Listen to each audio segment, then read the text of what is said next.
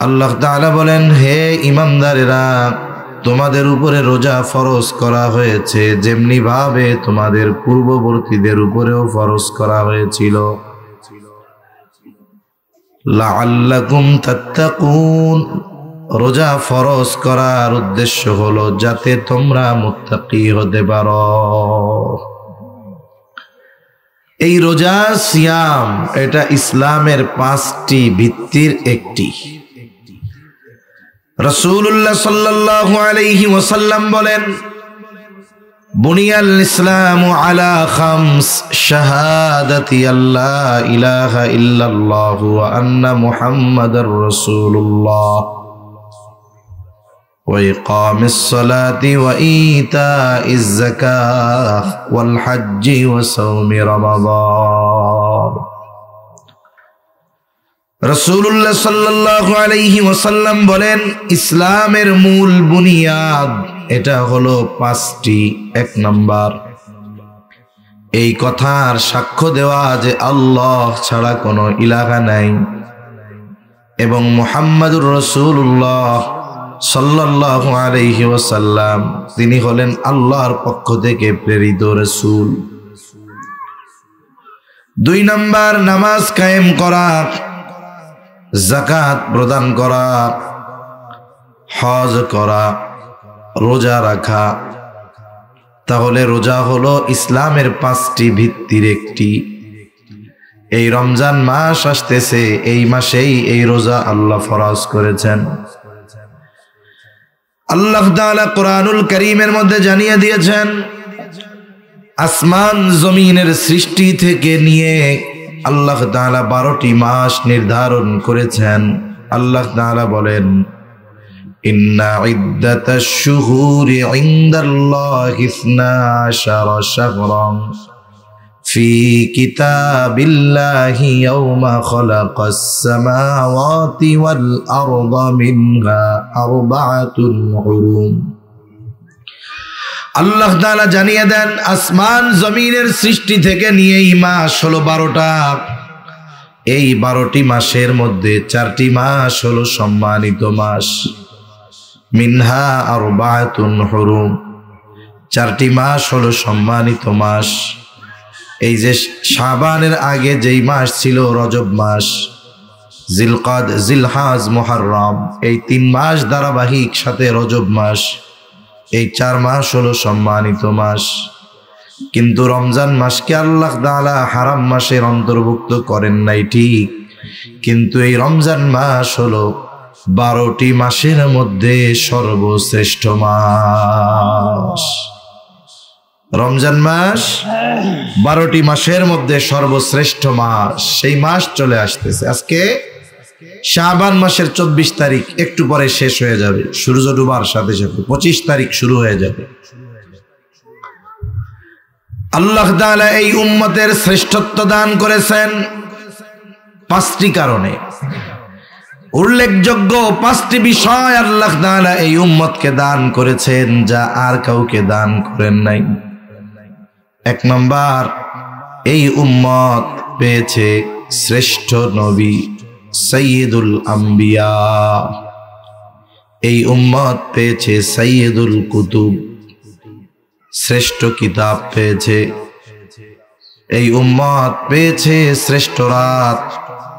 এই উম্মত পেয়েছে শ্রেষ্ঠ দিন। সাথে সাথে এই উম্মত নিজেও শ্রেষ্ঠ উম্মত হয়ে গেছে। সুবহানাল্লাহ। তাহলে উম্মত কি পাইছে? বলে শ্রেষ্ঠ নবী পেয়েছে, শ্রেষ্ঠ কিতাব পেয়েছে, শ্রেষ্ঠ রাত পেয়েছে, শ্রেষ্ঠ দিন পেয়েছে, সাথে সাথে এই উম্মত শ্রেষ্ঠ মাসও পেয়ে গেছে। তাহলে সর্বশ্রেষ্ঠ নবী হলেন মুহাম্মাদুর রাসূলুল্লাহ সাল্লাল্লাহু আলাইহি ওয়াসাল্লাম। সর্বশ্রেষ্ঠ কিতাব হলো কোরআনুল কারীম। সর্বশ্রেষ্ঠ দিন হলো, রাত হলো শবে কদর। সর্বশ্রেষ্ঠ দিন হলো জুমার দিন আর 2 ঈদের দিন। আর সর্বশ্রেষ্ঠ মাস হলো রমজান মাস। সুবহানাল্লাহ। এই শ্রেষ্ঠ জিনিসগুলো পেয়ে এই উম্মত হয়ে গেছে শ্রেষ্ঠ উম্মত। এজন্য এই শ্রেষ্ঠ মাস, এই মাসে রোজা আমাদের উপরে ফরজ করছেন কে? আল্লাহ। এই মাসের কিছু বৈশিষ্ট্য আছে যা অন্য কোনো মাসের নাই। এক নাম্বার বৈশিষ্ট্য, এই মাসে আল্লাহ রোজা ফরজ করেছেন। আল্লাহ তাআলা জানায় দেন, শাহরু রমাদান আল্লাযী উনজিলা ফীহিল কুরআন হুদাল লিন-নাসি ওয়া বাইয়িনাতিন মিনাল হুদা ওয়াল ফুরকান ফামান শাহিদা মিনকুমুশ শাহরা ফালইয়াসুম। এক নাম্বার, আল্লাহ তাআলা এই মাসে রোজা ফরজ করেছেন। কোনো ব্যক্তি যদি প্রাপ্তবয়স্ক হয়, সুস্থ হয়, বালেগ হয়, মুকিম হয়, বলে এই মাস যদি সে পায় তার জন্য এই মাসে রোজা রাখা ফরজ। রোজার ফরজিয়ত যদি কেউ অস্বীকার করে বেঈমান হয়ে যাবে। রোজা যদি না রাখে সামর্থ্য থাকার পরেও, তাহলে সে গুনাহগার হয়ে যাবে। তাহলে রমজান মাস শ্রেষ্ঠ মাস হওয়ার এক নাম্বার কারণ, বলে এই মাসে ইসলামের অন্যতম ফরজ বিধান রোজা আল্লাহ তাআলা এই মাসে রাখা ফরজ করেছেন। দুই নাম্বার, রমজান মাস এমন মাস যেই মাসে আল্লাহ তাআলা কোরআন নাজিল করেছে। এই মাসে আল্লাহ কোরআন নাজিল করছে, এজন্য এই মাসের দাম বেড়ে গেছে। আল্লাহ তাআলা বলেন, শাহরু রমাদান আল্লাযী উনজিলা ফীহিল কুরআন হুদাল লিন-নাসি ওয়া বাইয়িনাতিন মিনাল হুদা ওয়াল ফুরকান। রমজান মাস আল্লাযী উনজিলা ফীহিল কুরআন, যেই মাসের মধ্যে আল্লাহ কোরআন নাজিল করেছে। আর এই কোরআন কি? কোরআন হলো মানুষের জন্য হেদায়েত। শুধু তাই না, সত্য মিথ্যার পার্থক্যকারী হলো এই কোরআন। তাহলে এই মাসে আল্লাহ কোরআন নাজিল করছে। আবার এই মাসে আল্লাহ তাআলা একটা রজনী দান করেছে, বলে এই মাসের ওই রাতে আল্লাহ কোরআন নাজিল করছিল, যার কারণে ওই রাত হয়ে গেছে শ্রেষ্ঠ রাত। সেই রজনীকে আমরা মহিমান্বিত রজনী হিসাবে জানি, লাইলাতুল কদর। আল্লাহ তাআলা বলেন, ইন্না আনজালনাহু ফি লাইলাতিল কদর ওয়া মা আদরাকা মা লাইলাতুল কদর লাইলাতুল কদরি খায়রুম মিন আলফি শাহর। আল্লাহ তাআলা বলেন, ইন্না আনজালনাহু ফি লাইলাতিল কদর, আমি কোরআন কদরের রজনীতে নাজিল করেছি। আবার আল্লাহ তাআলা জিজ্ঞাসা করেন, ওয়া মা আদরাকা মা লাইলাতুল কদর, আপনি কি জানেন লাইলাতুল কদর কি? আল্লাহ তাআলাই জবাব দেন, লাইলাতুল কদরি খায়রুম মিন আলফি শাহর। বলে এই এক রাত এত মূল্যবান রাত, বলে এই রাত 1000 মাসের চাইতেও উত্তম। তাহলে ওই রকম 1000 মাসের চাইতেও একটা রাত উত্তম। তা এই রাতের দাম কেন বাড়ছে? বলে এই রাতের দাম বাড়ার অন্যতম কারণ, রমজান মাসের দাম বাড়ছে কোরআন নাজিল হওয়ার জন্য ওই মাসে, আর এই রাতের দাম বেড়েছে এই রাতে কোরআন নাজিল হওয়ার কারণে। সুবহানাল্লাহ। তাহলে দেখেন, কোরআনের সাথে রমজানের একটা সম্পর্ক আছে না নাই? একটা সম্পর্ক আছে। তারপরে এই মাসে আল্লাহ তাআলা কি করেন? হাদিসের মধ্যে আসছে, ইদা দাখালা রমাদান, যখন রমজান মাস প্রবেশ করে, রমজান মাস শুরু হয়ে যায়, ফুতিহাত আবওয়াবুল জান্নাহ, আল্লাহ তাআলা জান্নাতের দরজাগুলো খুলে দেয়। আর এক বর্ণনায় আসছে, ফুতিহাত আবওয়াবুস সামা, আসমানের দরজাগুলো আল্লাহ খুলে দেয়। আর এক বর্ণনায় আসছে, ফুতিহাত আবওয়াবুর রাহমাহ, আল্লাহ তাআলা রহমতের দরজাগুলো খুলে দেয়। এই মাস আসার সাথে সাথে জান্নাতের দরজা খুলে দেওয়া হয়। এই মাস আসার সাথে সাথে আসমানের দরজাগুলো খুলে দেওয়া হয়। এই মাসের আগমন ঘটার সাথে সাথে আল্লাহর রহমতের দরজাগুলো খুলে দেওয়া হয়। সুবহানাল্লাহ। সারা বছর তো রহমত সব সময় আমরা আল্লাহর পক্ষ থেকে পাই, তবে আল্লাহ তাআলা রমজান মাসে স্পেশাল রহমত দান করে বান্দার জন্য। ওয়াগুল্লিকাত আবওয়াবুন নার, জাহান্নামের দরজা বন্ধ করে দেওয়া হয়। সাথে সাথে ওয়াসুলসিলাতিশ শায়াতিন, শয়তানকে আবদ্ধ করে দেওয়া হয় এই মাসের সম্মানে। এই মাস হলো শ্রেষ্ঠ মাস। কয়েকটা কারণ আমরা বলেছি শ্রেষ্ঠত্বের। শুধু তাই না, এই মাসে অন্যতম ইবাদত হলো রোজা রাখা। এই মাসের অন্যতম ইবাদত রোজা। আল্লাহ রাব্বুল আলামিন রোজার ফজিলতের কথা নবীজি সাল্লাল্লাহু আলাইহি ওয়াসাল্লাম জানায়েছেন। রোজা হলো এমন এক ইবাদত, রোজার সাথে কোরআনেরও তো সম্পর্ক আছে, কারণ এই মাসেই তো কোরআন নাজিল হলো। এজন্য নবীজি সাল্লাল্লাহু আলাইহি ওয়াসাল্লাম বলেন, আসসিয়ামু ওয়াল কোরআন ইয়াশফাআন লিল আবদি ইয়াউমাল কিয়ামাহ। সিয়াম এবং কোরআন বান্দার জন্য কিয়ামতের দিন সুপারিশ করবে। কিয়ামতের দিন রোজা, কোরআন আমাদের জন্য সুপারিশ করবে। যদি আমরা রোজা যথাযথভাবে রাখি, যদি আমরা কোরআন ভালোভাবে তিলাওয়াত করার সাথে সাথে কোরআন অনুযায়ী আমল করার চেষ্টা করি, তাহলে কোরআনও কিয়ামতে আমাদের জন্য সুপারিশ করবে। সাওম রোজা আল্লাহর কাছে বলবে, আয় রব, ইন্নী মানাতুহুত তাআমা ওয়াশ শাহাওয়াত ফাশাফি'নি মিন। আল্লাহ রাব্বুল আলামিনের কাছে কোরআন সুপারিশ, রোজা সুপারিশ করবে, বলবে, আল্লাহ, আমি তাকে খানা থেকে, স্ত্রীর কাছে যাওয়া থেকে বাধা প্রদান করেছি, আপনি তার ব্যাপারে আমার সুপারিশ কবুল করেন।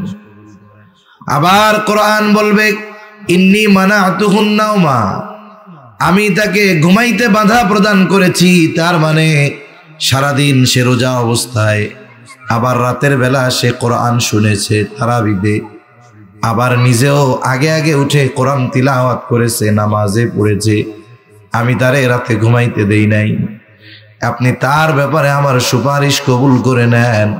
নবীজি বলেন, আল্লাহ রাব্বুল আলামিন কোরআন আর রোজা যখন সুপারিশ করবে, ওই ব্যক্তির ব্যাপারে কোরআন আর রোজার সুপারিশ আল্লাহ কবুল করে নিবে। এজন্য আমাদের রোজার ব্যাপারে যত্নবান হওয়া দরকার, কোরআনের ব্যাপারে যত্নবান হওয়া দরকার, নিজেরা কোরআন পড়া দরকার, বাচ্চাদের কোরআন শেখানো দরকার, সমাজের মানুষকে কোরআন শেখানোর ব্যবস্থা করা দরকার, ঠিক না? দরকার। এই যে মাদ্রাসা হইতেছে, কোরআনের মাদ্রাসা, আল্লাহ যদি চায় একটা সময় সামনে মসজিদ হবে, মাদ্রাসাও সুন্দর হবে, এলাকার ছেলেরা কোরআন শিখবে। আগে আমাদেরকে কোরআনই শিক্ষা অর্জন করতে হবে, এরপরে অন্য শিক্ষা। একটা মানুষ বাস্তবেই মানুষ হতে পারে তখন যখন তার মধ্যে কোরআনের শিক্ষা থাকে, দ্বীনি শিক্ষা থাকে। আর যদি দ্বীনি শিক্ষা না থাকে কি হয়? আমরা দেখি অনেক জাগতিক ডিগ্রি অর্জন করছে, অনেক উচ্চ ডিগ্রিধারী, ডক্টরেট, কিন্তু তারা পাপাচার, অনাচার, গোনার সাথে, মানুষের এটা মেরে খাওয়ার সাথে, দুর্নীতির সাথে জড়ায় গেছে। এজন্য ছেলেকে, সন্তানকে আমরা যা বানাই ওটা পরের হিসাব, কিন্তু আমাকে অবশ্যই তাকে দ্বীন শেখাতে হবে, কোরআন শেখাতে হবে, নিজেরাও শিখতে হবে। তাহলে কিয়ামতের দিন কোরআন আর রোজা আমার আপনার জন্য সুপারিশ করবে। এই রমজান মাস চলে আসতেছে, আমরা আগের থেকেই রমজানের জন্য প্রস্তুতি নিব। মাইকের আওয়াজ যাচ্ছে, আমার মা বোনেরা অনেকে কথা শুনতেছেন। মনে রাখতে হবে, আমাদেরকে এখন থেকেই সর্বশেষ রোজার জন্য প্রস্তুতি নেওয়া দরকার। রাসূল সাল্লাল্লাহু আলাইহি ওয়াসাল্লাম তো রজব মাস আগমন ঘটলেই প্রস্তুতি শুরু হয়ে যাইত। যে কোনো কাজ ভালোভাবে করার জন্য কমপক্ষে দুই ধরনের প্রস্তুতি দরকার হয়। একটা হলো মেন্টালিটি, মানসিক প্রস্তুতি, আর একটা হলো শারীরিক প্রস্তুতি। মানসিক প্রস্তুতি হবে দোয়ার মাধ্যমে, আর শারীরিক প্রস্তুতি অর্জন করতে হয় রোজা রাখার মাধ্যমে। এজন্য নবীজি দোয়ার মাধ্যমে মানসিক প্রস্তুতি শুরু করতেন ওই রজব মাস যখন আসতো তখন। হাদিসের মধ্যে আসছে, নবীজি সাল্লাল্লাহু আলাইহি ওয়াসাল্লাম রজব মাস আসলেই বলতেন, আল্লাহুম্মা বারিক লানা ফি রজব ওয়া শাবান ওয়া বাল্লিগনা রমাদান। আয় আল্লাহ, আপনি আমাকে রজব শাবানের বরকত দান করেন, রমজান পর্যন্ত আমারে পৌঁছায়া দেন। ওই দোয়া আমরা তো করছি, এখনো চালায়া যাব, কারণ হায়াত আমাদের সীমিত। আমরা রোজা পর্যন্ত বেঁচে থাকতে পারবো কিনা এর কোনো নিশ্চয়তা আছে নাকি? এর কোনো নিশ্চয়তা নাই। এজন্য আল্লাহর কাছে দোয়া করব, আল্লাহ আপনি আমাদেরকে শাবানের বরকত দান করেন, সাথে সাথে বাল্লিগনা রমাদান, আমাদের রমজান পর্যন্ত পৌঁছায়া দেন। এই যে রমজানের জন্য যদি আমাদের মেন্টালিটি প্রস্তুতি থাকে, শারীরিক প্রস্তুতি থাকে, তাহলে এই কর্মগুলোও আমার ইবাদত বলে গণ্য হয়ে যাবে। সাথে সাথে শাবান মাস আসলে তো এমনিতেই নবীজি সাল্লাল্লাহু আলাইহি ওয়াসাল্লাম বেশি রোজা রাখতেন।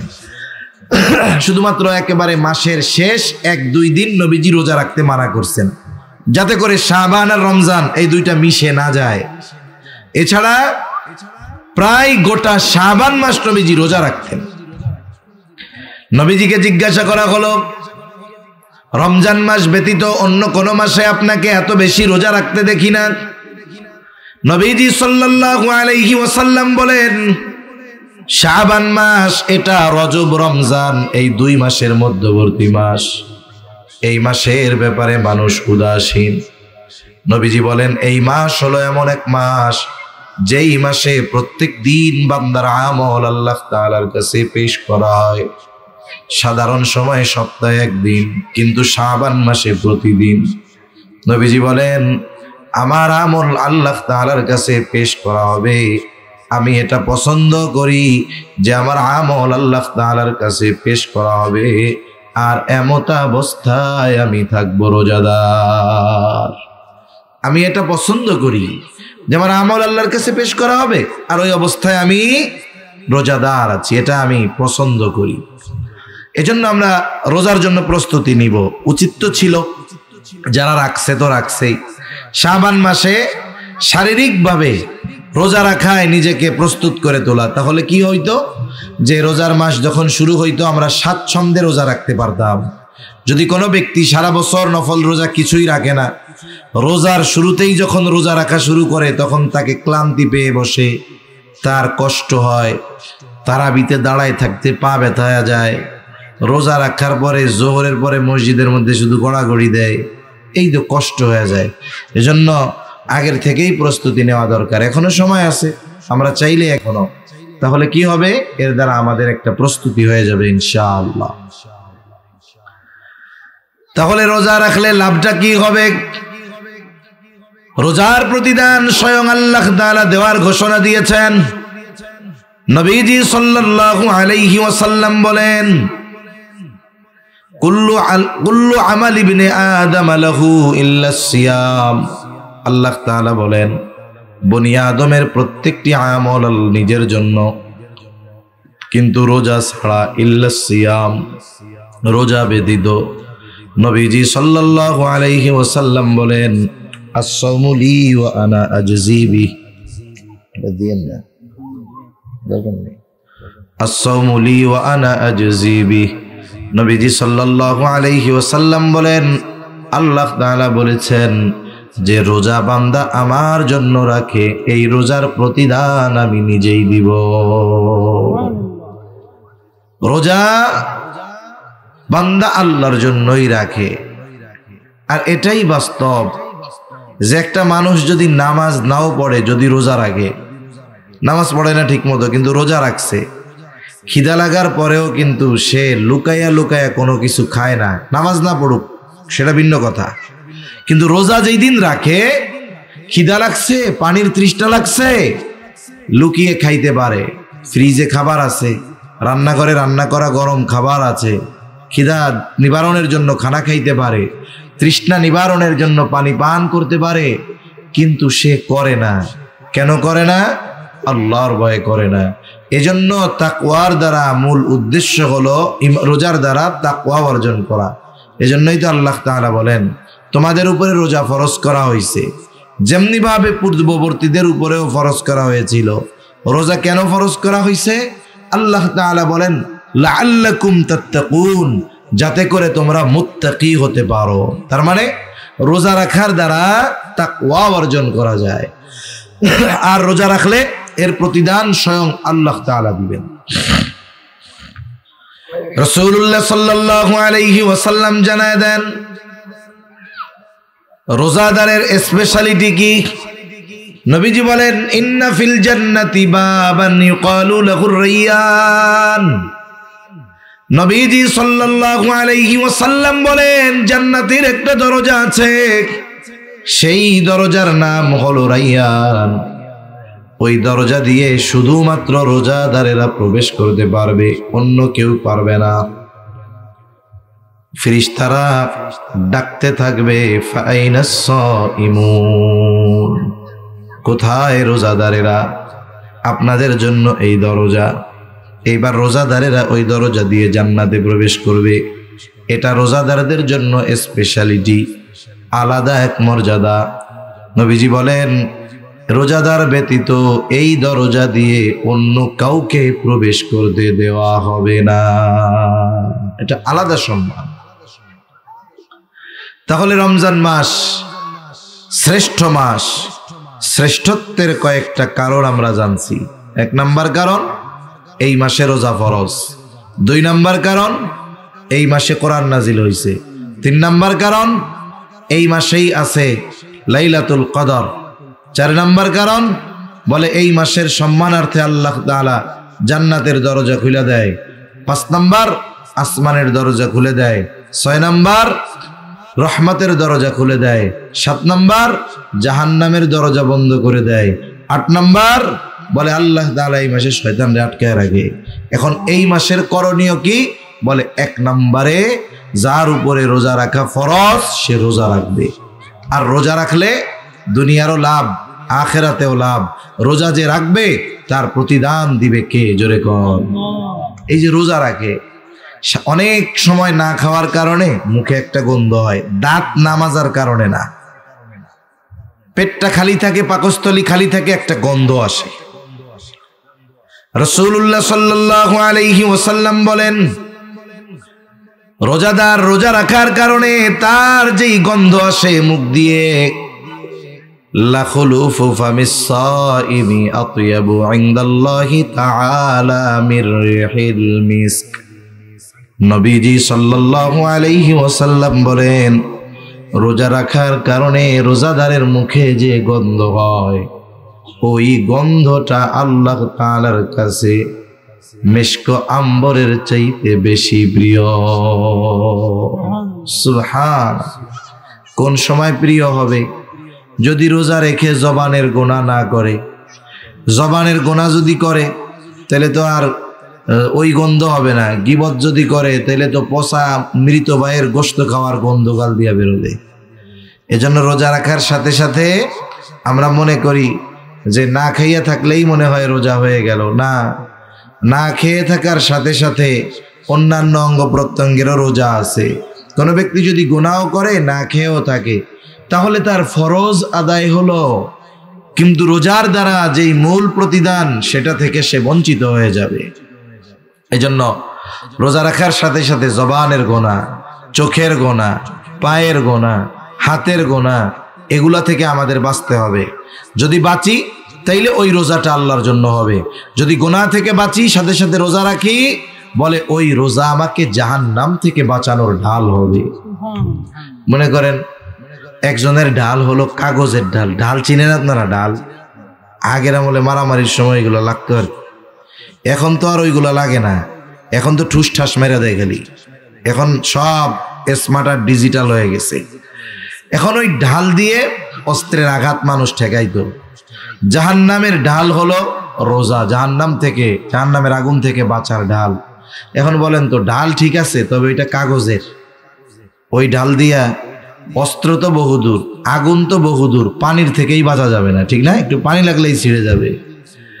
অনুরূপভাবে কেউ যদি গুনাহ করে তার ঢাল ওইরকম কাগজের ঢালের মতো, আগুনের কাছে গেলে ওইটা ওরে আরো জ্বালাবে বেশি। এজন্য রোজা রেখে যদি আমরা গুনাহ থেকে বাঁচতে পারি তাহলে ওই রোজা আমাকে জাহান্নাম থেকে বাঁচাবে, ওই রোজা আমার জন্য সুপারিশ করবে, ওই রোজা আল্লাহর জন্য হবে, ওই রোজাদারের মুখের গন্ধ আল্লাহর কাছে প্রিয় হয়ে যাবে। সাথে সাথে হাদিসের মধ্যে আসছে নবীজি সাল্লাল্লাহু আলাইহি ওয়াসাল্লাম বলেন, যে আল্লাহর জন্য তৃষ্ণার্ত থাকে তার মানে রোজা রাখার কারণে তার তৃষ্ণা হয়, কিন্তু সে লুকায়া পানি খায় না, চিন্তা করে আমার আল্লাহ আমারে দেখতেছে। বলে যেই ব্যক্তি আল্লাহর জন্য তৃষ্ণার্ত থাকে মানে রোজা রাখে, কিয়ামতের দিন আল্লাহ তাআলা ওই ব্যক্তিকে পানি পান করাবে। কিয়ামতের দিন তৃষ্ণা নিবারণের জন্য স্বয়ং আল্লাহ তাআলা তাকে পানি পান করাবে।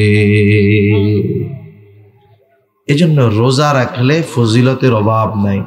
আমরা রোজা রাখবো, আমাদের সন্তানদেরকে রোজা রাখানোয় অভ্যস্ত করব।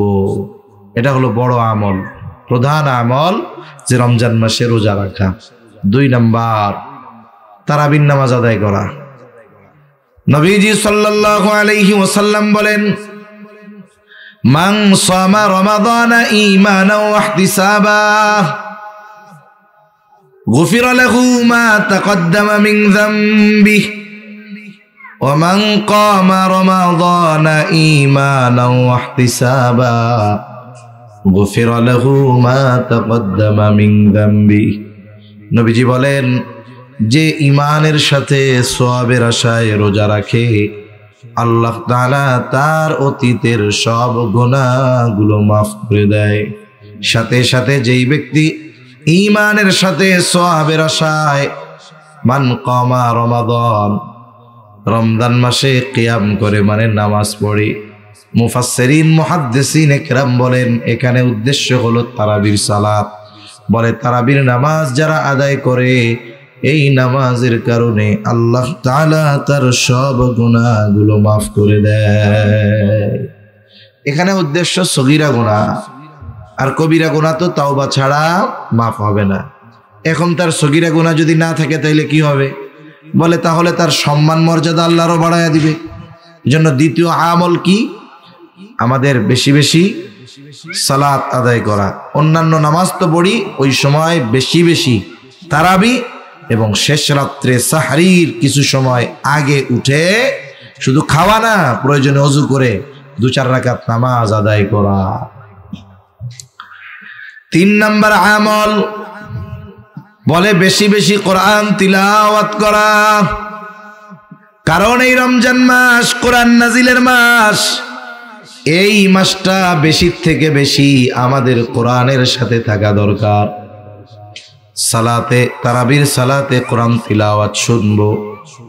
আমি যখনই সময় পাই নিজে তিলাওয়াত করব। যদি না পড়তে পারি ইমাম সাহেবকে বলে, আলেমকে বলে, কারি সাহেবকে বলে আমি আপনি কোরআনটা শুদ্ধভাবে শিখে নিব। গোটা রমজানটা যেন হয় কোরআনময়। যাদের আছে সূরা ফাতিহা সহ 10টা সূরা চেষ্টা করব শুদ্ধভাবে শিখে, সাথে সাথে তরজমা ব্যাখ্যাটাও পড়ার। তাহলে কি হবে? বলে অনেক মানুষ আছে 20 বছর ধরে নামাজ পড়ে, 30 বছর ধরে নামাজ পড়ে, সূরা ফাতিহার অর্থ জানে না। এখন যদি সে অর্থ শিখে, ছোট ছোট সূরাগুলার অর্থ ব্যাখ্যা জানে, তখন সে সূরা ফাতিহা যখন তিলাওয়াত করবে অর্থ জেনে বুঝে, তখন যেই মজা লাগবে বিগত 20 বছর সূরা ফাতিহা পড়া সে এত মজা পায় নাই, যখন সে অর্থ বুঝবে, ব্যাখ্যা বুঝবে। এজন্য যারা সাধারণ মানুষ, আমার মা বোনরাও আছেন, আপনারাও কমপক্ষে চেষ্টা করবেন সূরা ফাতিহা সহ কমপক্ষে ছোট ছোট 8-10টি সূরা যেগুলো সচরাচর আমরা নামাজে পড়ি, এগুলো অর্থ ব্যাখ্যা সহ শেখার। তাহলে কি হবে? আপনি তিলাওয়াতের সময় বুঝতে পারবেন কি মজাটা লাগতেছে তখন। তাহলে রোজাটা যেন কোরআনময় হয় আমাদের। সাথে সাথে রমজান মাস যেহেতু রহমতের মাস, নবীজি বলেছেন বরকতের মাস। আমরা বেশির থেকে বেশি গুনার থেকে বাঁচার চেষ্টা করব। নেকের কাজ কম হোক, খেয়াল রাখবো গুনাহ জানি আমার আপনার জানা সংগঠিত না হয়। কারণ রোজা রেখে যদি গুনাহ হয়, নবীজি বলেন কারো রোজা হলো না খেয়ে থাকার নামান্তর। তার মানে গুনার কারণে তার রোজাটা শুধু ফরজ আদায় করাটাই হয়, রোজার ফজিলত থেকে সে বঞ্চিত হয়ে যায়। এজন্য বেশির থেকে বেশি গুনার থেকে বাঁচার সর্বোচ্চ চেষ্টা করব। 5 নম্বর আমল, এই রমজান মাস চেষ্টা করব অন্যান্য সময়ের তুলনায় দিনই কাজে বেশি ব্যয় করা। রমজান মাসে অন্যান্য সময়ের চাইতে একটু দিনই কাজে ব্যয় করার চেষ্টা বেশি করব। এ মাসে যদি করা হয় সওয়াব তেমনিই বেশি। এজন্য রাসূল সাল্লাল্লাহু আলাইহি ওয়াসাল্লামের ব্যাপারে আব্দুল্লাহ ইবনে আব্বাস রাদিয়াল্লাহু তাআলা আনহু বলেন, নবীজি ছিলেন আজওয়াদান নাস, সবচাইতে বড় দানশীল। নবীর চাইতে দানশীল আর কেউ ছিল না। অনেকে বলে আমাদের নবী গরিব ছিলেন। কে কইছে গরিব ছিল?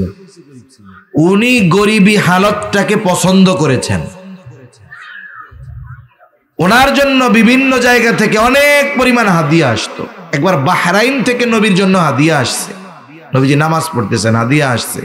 মসজিদে স্তূপ করে রাখা হয়েছে, চাউল ডাউল না, স্বর্ণের অলংকার, দামি দামি জিনিস। নবীজি এগুলো জমানো পছন্দ করতেন না। এই জন্য নবীজি কি করছেন? নামাজ শেষ করে একটা একটা করে সবাইরে সবগুলো দিয়ে দিচ্ছে। নবীজি সাল্লাল্লাহু আলাইহি ওয়াসাল্লাম স্বাভাবিক সময় তো দান করতেন। রমজান যখন আসতো নবীজি ঝড়ো বায়ুর মতো দান করতেন। খুব দানশীল ছিলেন আমার আপনার নবী। রোজার মাসে তার এই দানশীলতার পরিমাণ আরো বেড়ে যায়। এজন্য আমরা যারা আছি শুনতেছি, এখানে মসজিদ হবে, একসময় মাদ্রাসার কাজ হবে, জমি হইছে, কোনো মতে আছে। মানুষ আপনারা চেষ্টা করবেন এই আল্লাহর ঘরের জন্য কিছু দেওয়ার, আল্লাহর এই মাদ্রাসার জন্য কিছু দেওয়ার। এই কাজগুলো, এই ছোট ছোট সাদাকাগুলো আখিরাতে আমাদের বড় বড় বিপদ থেকে বাঁচার কারণ হবে ইনশাআল্লাহ। তাহলে এই কয়েকটা বিষয় আমরা জেহেনের মধ্যে রাখবো। রমজান মাস শ্রেষ্ঠ মাস। এই মাসের শ্রেষ্ঠত্ব কেন? আল্লাহ এই মাসে কোরআন নাজিল করেছে, রোজা ফরজ করেছে। এই মাসে আল্লাহ তাআলা দিয়েছেন লাইলাতুল কদর। এগুলো সহ আরো কিছু ফজিলত এই মাসের রয়েছে। এই মাসে করণীয় কি? 1 নম্বরে রোজা রাখা, 2 নম্বরে তারাবি আদায় করা, 3 নম্বরে বেশি বেশি কোরআন তিলাওয়াত করা। আর কিছু কাজ করব যদি আমার একটু সামর্থ্য থাকে। আমার ভাইয়ের একটু সামর্থ্য কম, আমি তার একটু ইফতার করাবো, সাহারি করাবো। ইফতার করানোর দ্বারা কি হবে? পেট ভরে খাওয়াতে হবে এটা তো শর্ত না। আপনার যা আছে তাই দিয়ে খাওয়ান, একটু পানি খাওয়ান, খেজুর খাওয়ান। এতে কি হবে? বলে যাকে করানো হলো ইফতার, তার রোজার সমপরিমাণ সওয়াব ইফতার করানেওয়ালাও পেয়ে যাবে। এই কারণে ওই রোজাদারের সওয়াব আবার কম হবে না। এজন্য রোজার থেকে আমরা সংযমের শিক্ষা নিব, কোরআনের সাথে অভ্যস্ত হব, সাথে সাথে গুনাহমুক্ত এই মাস অতিবাহিত করার চেষ্টা করব তো ইনশাআল্লাহ। আল্লাহ সুবহানাহু ওয়া তাআলা আমাদেরকে হায়াতে বরকত দিয়ে রমজান পর্যন্ত পৌঁছায়া দেন, বলি আমিন। সাথে সাথে রমজানের হক আদায় করে রমজান মাস অতিবাহিত করার তৌফিক দান করেন, সকলে বলি আমিন। সাথে সাথে আমরা দোয়া করব এই মাদ্রাসাটার জন্য।